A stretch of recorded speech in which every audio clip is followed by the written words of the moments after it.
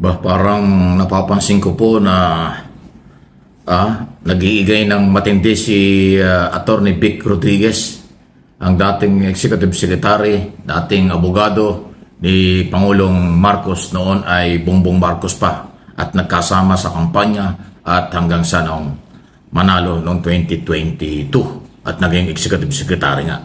Flashback. Hindi raw loyal si dating Executive Secretary Vic Rodriguez? Yan ay ayon sa Partido Federal ng Pilipinas kung saan dating miyembro si Rodriguez. Nagdesisyon nga ang partido na tanggalin ito dahil marami siyang mga galaw na hindi nagugustuhan ng partido. Isa na dito ang pag-appoint kay Christopher Pastrana sa Philippine Ports Authority na sinabi ng PFP na isang highly questionable appointment. Ayon pa sa partido, si Rodriguez ang nasa likod ng pag-appoint kay Pastrana kahit di umano ay may utang siyang 132 million pesos sa DOTR. Hindi rin daw nagustuhan ng partido ang hindi pag-imbita sa mga opisyalis nito sa SONA ni Pangulong Marcos noong Hulyo. End of flashback.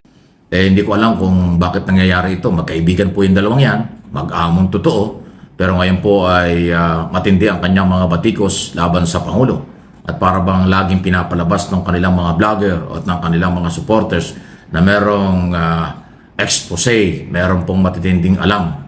Dapat noong, alam nyo, kilala ko rin si Atty. Vic Rodriguez, dapat noon pa niya inilabas yan nung siya ay hindi pa tumatakbo. Kasi ngayon na siya ay kandidato, ang tingin ng taong bayan, ginagawa lang niya ito for publicity. Ginagawa lang niya ito, nasiraan si Pangulong Marcos dahil presidente, sisiraan mo, mayroong pumapatol ng mga media at social media para siraan. Pero sa tingin ko po, ako sa tagal ko na ho sa broadcast industry at nakatutok sa isyong pampolitika dito sa ating bansa, hindi po nakakakuha ng suporta yung ganyan. Yung mga expose laban sa Pangulo para lang iboto, expose, paninira sa presidente para makilala at iboto sa eleksyon, hindi po Hindi po yan ang basihan ng mga Pilipino, lalo na ngayon. Nagiging matalino na ang botante. Hindi nila ibinoboto at susuportahan yung puro paninira ang ginagawa. Dahil sa kailang interes na sila ay makakuha ng suporta dahil sila'y kandidato. Alam niyo kung ginawa ni Vic Rodriguez ang ganitong mga expose, kung ano man ang kanyang mga ginagawa ngayon, ginawa niya yan before ang eleksyon o ginawa niya ito after na siya ay mawala sa gobyerno. Kasi 3 buwan lang halos siyang executive secretary. Di ba? Dapat noong 2022 na mawala na siya sa gobyerno, doon niya ini-expose kung anong meron si Pangulong Marcos. Maaring kapanipaniwala pa. Maaring walang political interest o walang pampolitika o publicity. Di ba? Kasi hindi pa siya kandidato noon at wala, malayo pang eleksyon. Pero ngayon, na siya kandidato at eleksyon, ito yung kanyang ginagawa ngayon. Maaaring sa tingin niya meron siyang basihan or kailangan. Pero ako, ang aking opinion at analysis sa isyong ito malamang for publicity lang. Alam niyo po, etong si Attorney Vic Rodriguez, hindi pa siya nagiging politiko, hindi pa siya nakakahawak ng kahit anuman lang na posisyon sa gobyerno na ibinoto siya ng tao pero nagiging trapo na siya.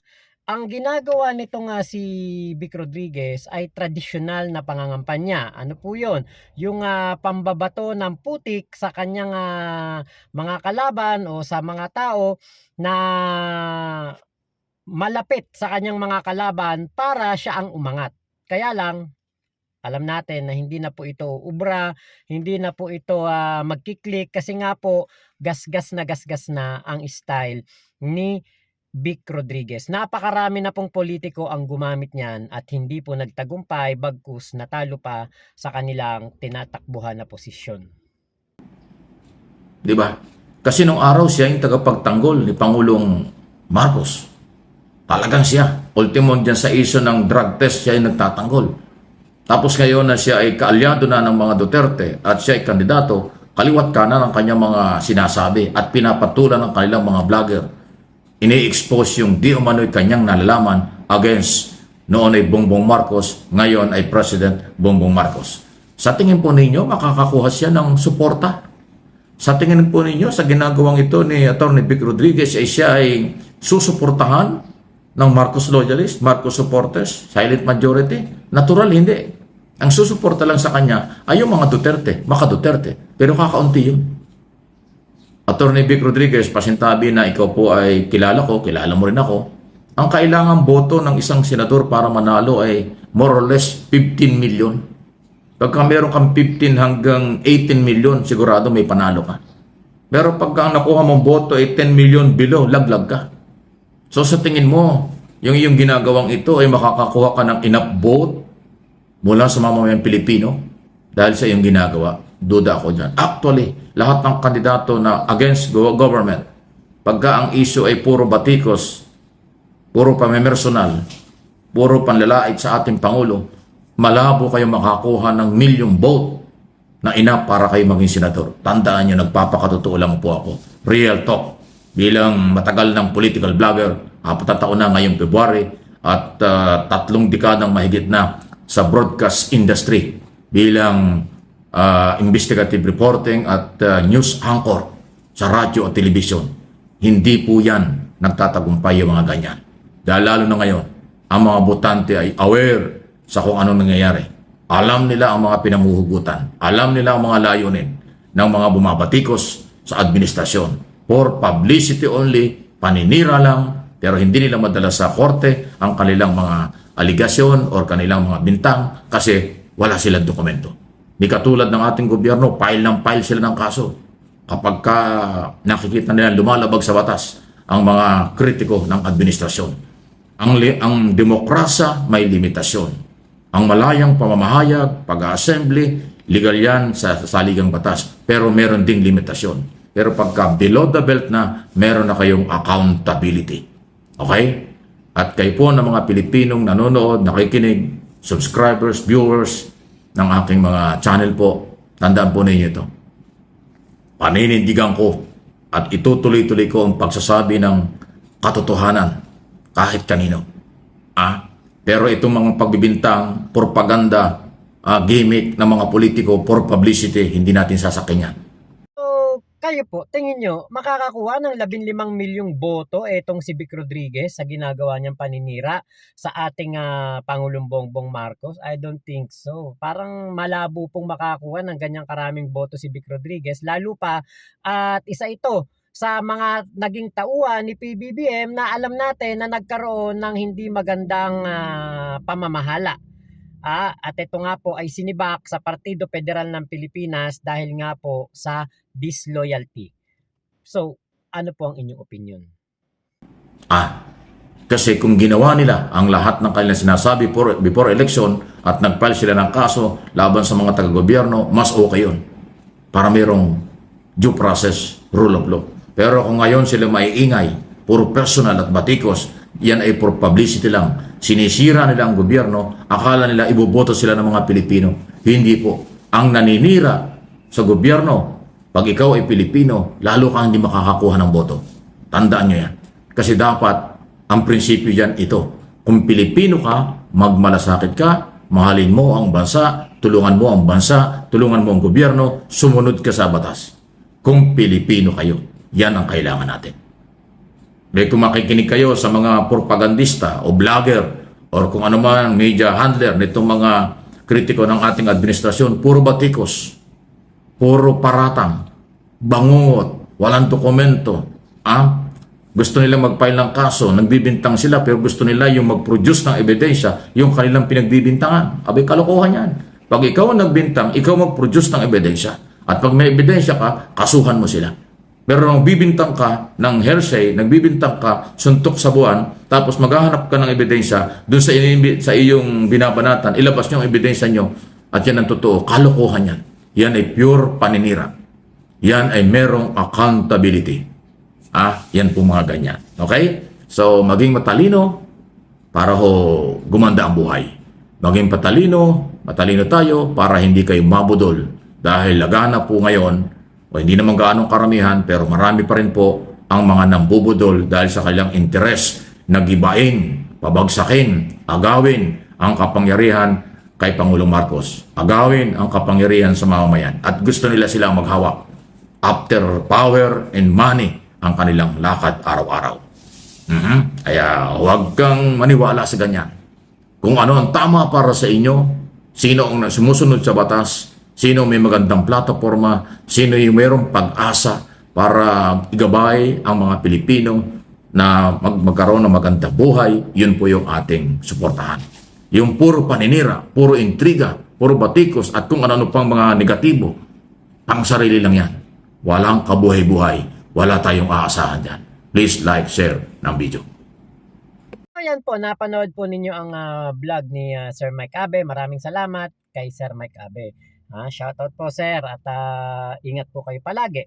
Ngayon po, eto nga si Vic Rodriguez po kasi kaya po ganyang bitter na bitter sa ating Pangulong Bongbong Marcos at kuda ng kuda ngayon na papalapit po ang national election 2025 kasi nga po eto ay napakasakit ng pangyayaring nangyari sa kanya.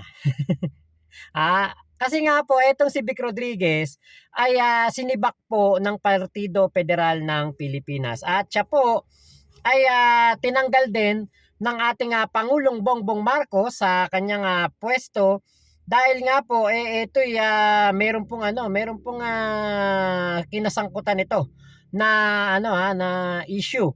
At yan po yung Sugar Regulatory Administration's Go Signal for Imports which Malacanang later said was illegal. At si Attorney Trixie Cruz Angeles pa ang nagsabi na etong si Vic Rodriguez daw po ang may pakana nito o may utos nito.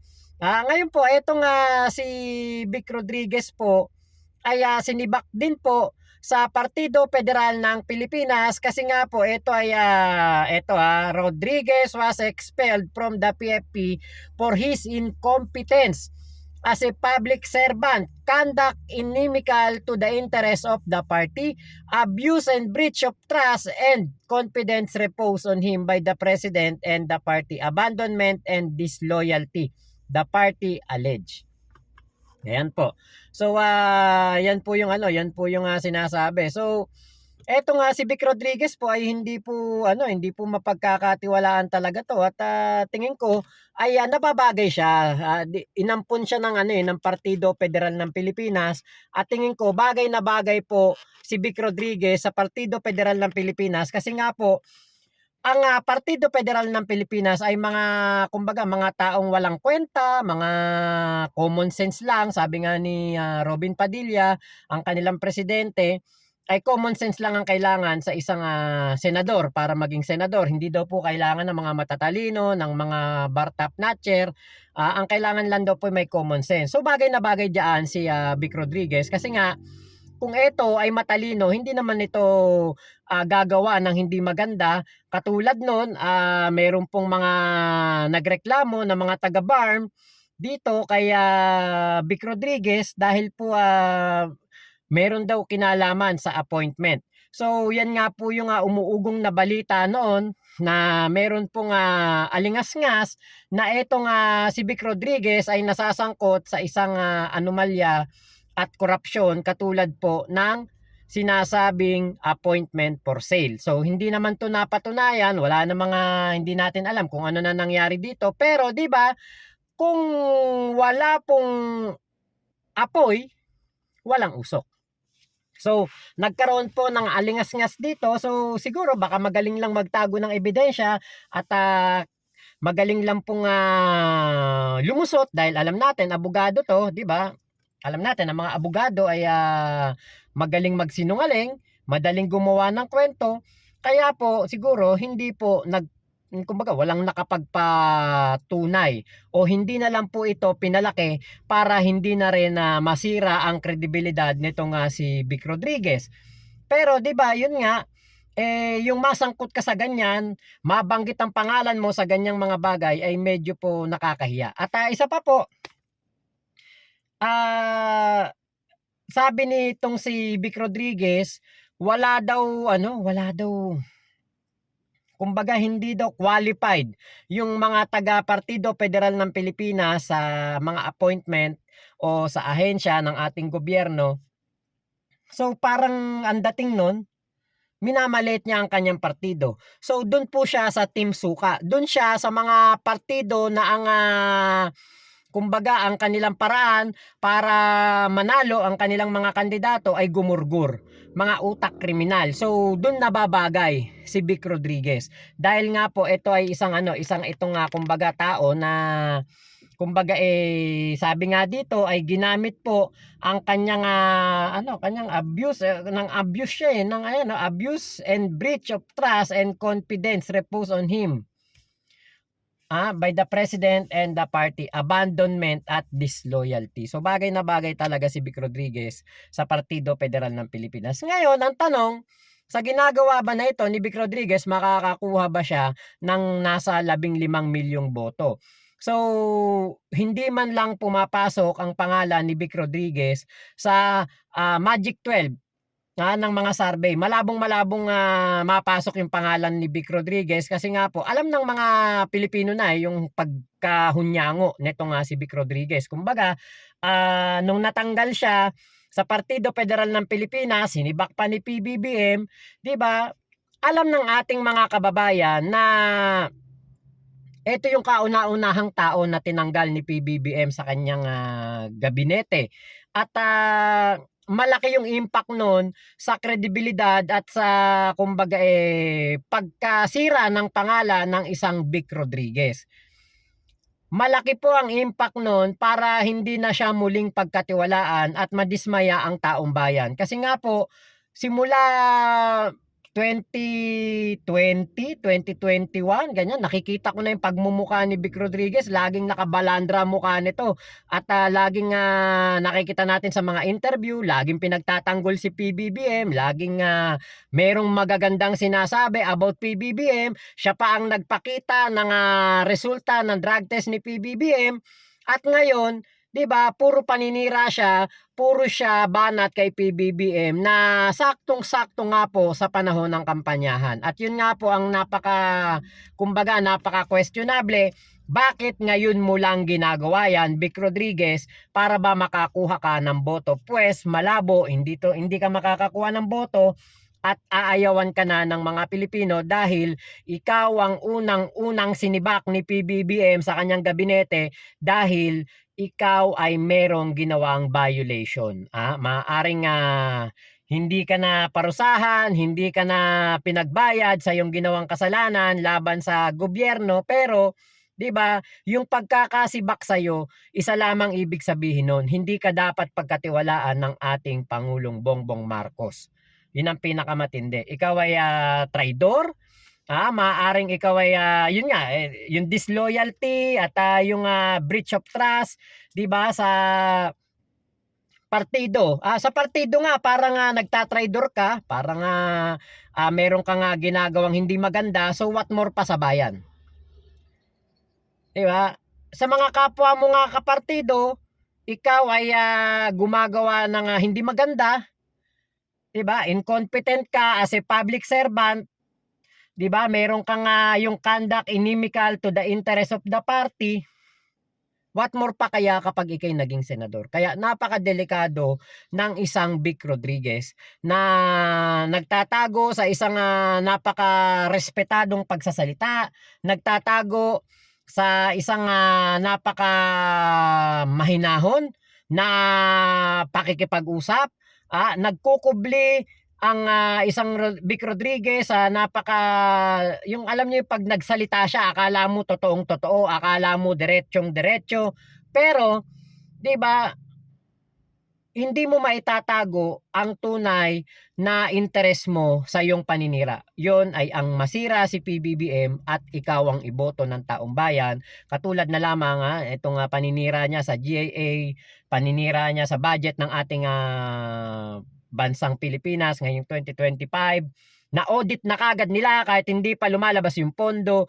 'Di ba po? So dito pa lang maliwanag na personal na interes ang ginagawa ni Vic Rodriguez at ito po ay magiging magiging tagapagtanggol ni Kibulok at ni Digong kapag ito po ay nanalo. Kaya iwasan nyo pong i-shade ang pangalan nito sa balota dahil po napaka-delikadong tao ni Vic Rodriguez. Hindi po ito mapagkakatiwalaan. Partido nga niya ay kanyang nagawang